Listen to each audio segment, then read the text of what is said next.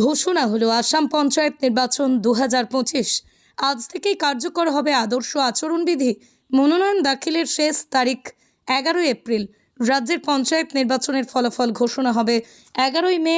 আসাম পঞ্চায়েতের নির্বাচন 2025-এর নির্বাচনী ঘোষণা করা হয়েছে। আজ থেকেই কার্যকর আদর্শ আচরণবিধি। আসাম রাজ্য নির্বাচন কমিশন আজ এক গুরুত্বপূর্ণ বিজ্ঞপ্তি প্রকাশ করে আসন্ন পঞ্চায়েতের সাধারণ নির্বাচনের নির্ধারিত সময়সূচি ঘোষণা করেছে। এই সময়সূচি অনুযায়ী নির্বাচন 2 দফায় অনুষ্ঠিত হবে। ভোট গ্রহণ হবে 2রা মে।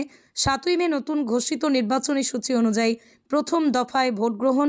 2রা মে অনুষ্ঠিত হবে প্রথম পর্যায়ের জেলাগুলিতে নির্বাচন অনুষ্ঠিত হবে। সেগুলো হলো তিনসুকিয়া, ডিব্রুগড়, চড়াইদেউ, শিবসাগর, মাজুলি, যোরহাট, গোলঘাট, ধোমাজি, লক্ষিমপুর, শোনিতপুর, বিশ্বনাথ, কাছাড়, হাইরাকান্দিয়া, করিমগঞ্জ, শ্রীভূমিতে। দ্বিতীয় দফায় ভোট গ্রহণ হবে 7ই মে।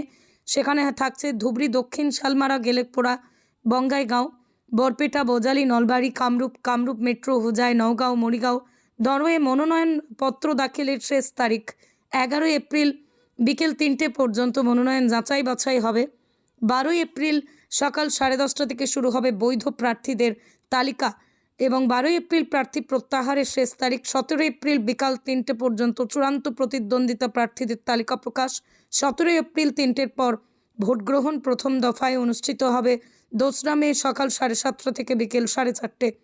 দ্বিতীয় দফায় হবে 7ই মে সকাল 7:30 বিকেল 4:30 পর্যন্ত।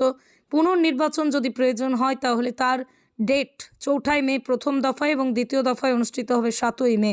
গণনা হবে 11 মে সকাল 4টে থেকে এবং গোটা আসাম রাজ্যে 2 দফায় নির্বাচন অনুষ্ঠিত হবে। 11ই মে ভোট গণনা হবে বলেই জানানো হয়েছে। এই বিজ্ঞপ্তি প্রকাশের সঙ্গে সংশ্লিষ্ট সব জেলার আদর্শ আচরণবিধি কার্যকর হয়েছে। অর্থাৎ যেখানে নির্বাচন অনুষ্ঠিত হবে সেই সব এলাকায় সরকারি প্রকল্প ঘোষণা, উন্নয়নমূলক কাজের উদ্বোধন, সরকারি তহবিল থেকে নতুন প্রকল্প চালু বা কোনো রাজনৈতিক প্রচারে সরকারি সংস্থার ব্যবহার সম্পূর্ণ নিষিদ্ধ থাকবে। নির্বাচন কমিশন সকল রাজনৈতিক দল, প্রার্থী, ভোটারদের নির্বাচনী আচরণবিধি মেনে চলার আহ্বান জানায়।